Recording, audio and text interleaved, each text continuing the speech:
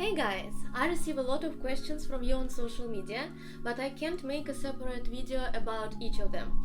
So in this video, I will try this new format that will allow us to become closer, and I will cover the most common or the most interesting questions. And if you have a question, any sex-related question, please feel free to message me on Instagram or in comments, and I will answer it in the next episode. Guys, according to YouTube policy, 18 plus content can't be monetized or promoted. I'm doing this for free just to raise the level of sexual education. So please don't forget to subscribe and push the like button. And the first question is, if a woman masturbates with a dildo or vibrator too much, does it make you less sensitive to regular penises? So some vibrators are very powerful and they provide very intense levels of stimulation, but they don't change your body response or make you less sensitive. So using a vibrator cannot make it harder to climax without the one. Instead, increased blood circulation that vibration provides actually increases your sensitivity. And don't ever think that vibrator can somehow replace the penis. We can use vibrators with a real person after all, and many couples incorporate sex toys into their partner sex and not just for women.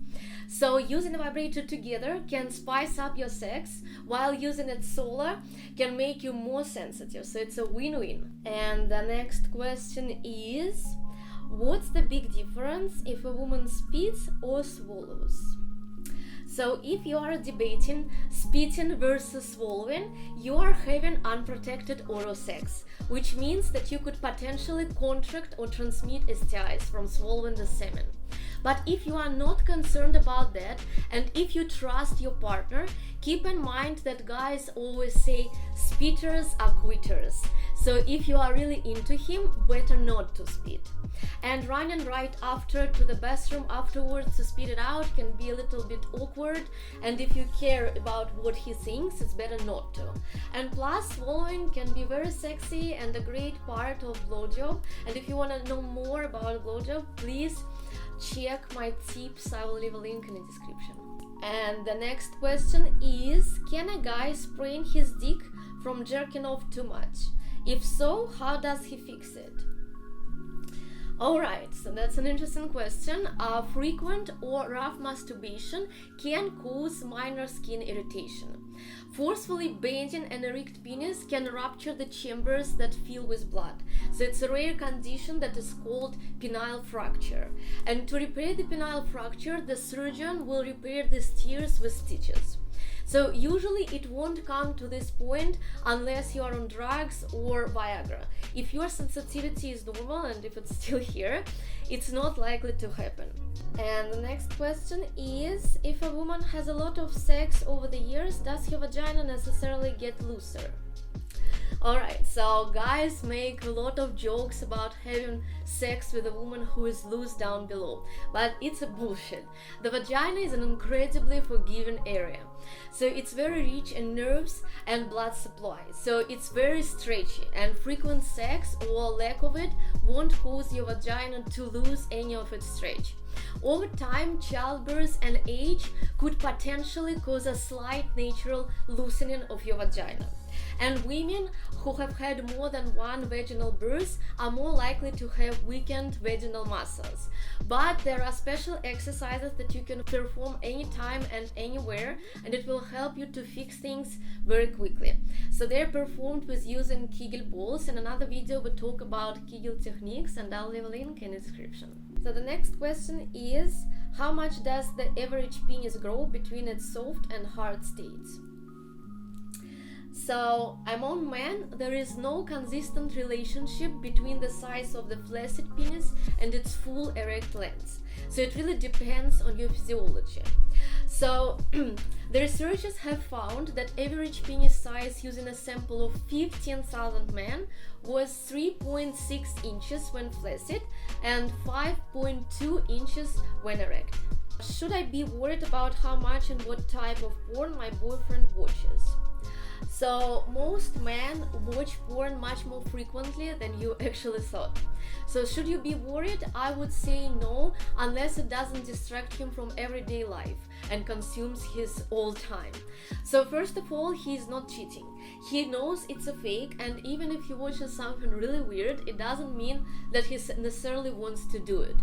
And plus, he's gonna watch it anyway, so it's better just to change your attitude towards it and get advantage of his erection. So suggest to watch a porn video together to spend a romantic night, so it can spice up your sex and you can use his erection to f you rather than he would hide in the bathroom and waste his boner. Does it mean I'm homosexual or bisexual if I get turned on by a gay porn? So 55% of gay men reported watching opposite gender oriented porn, while 21% of straight men reported watching same-sex porn. A porn that we watch doesn't make us be into this particular type of sex. Sometimes we watch it because of curiosity, sometimes because of the fantasy. Like, I like to watch gangbangs or lesbians, but I have nothing to do with women in bed and I don't want to be involved in a gangbang. So if you want to classify your sex interests, wait until you have a sexual attraction or some sexual interaction with a real person. The next question is, does having anal sex ever make people poop unexpectedly?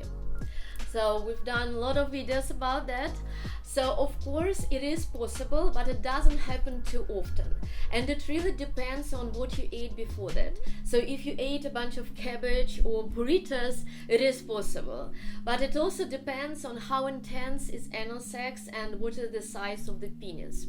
So anal sex requires some preparation, and if you want to avoid unpleasant thoughts and be confident, you can use shower, you can use anal douche, you can use enemas, and you can also eat the right foods enriched with fiber to make your colon cleaner. In another video we discussed the ways to clean your anus before anal sex. Please check it out. The next one is, if a guy fingers a woman with dirty hands, can she get yeast infection? Absolutely yes. So ask your partner to wash his hands before he's even thinking to go there. Vagina is a very delicate place, and it's very easy to bring in the bacteria, and plus friction and pressure from the fingering can cause irritation in sensitive genital area. So even if you are not having intercourse, fingering can lead to infection. As a result, you might have an unpleasant odor, irritation, redness, so it's better just to wash your hands. It's not that hard. And if you did get yeast infection, you can try Vagistat 3 or 7 or even 1 day treatment. It's sold on Amazon or at any pharmacy. But if you are not sure if it's yeast infection or something else, you should get checked first. Alright, so that was our last question. Please feel free to message me on Instagram or in comments which questions you want me to answer in the next episode of this new format video. And thanks so much for watching, and I'll see you next time in Bed with Kate.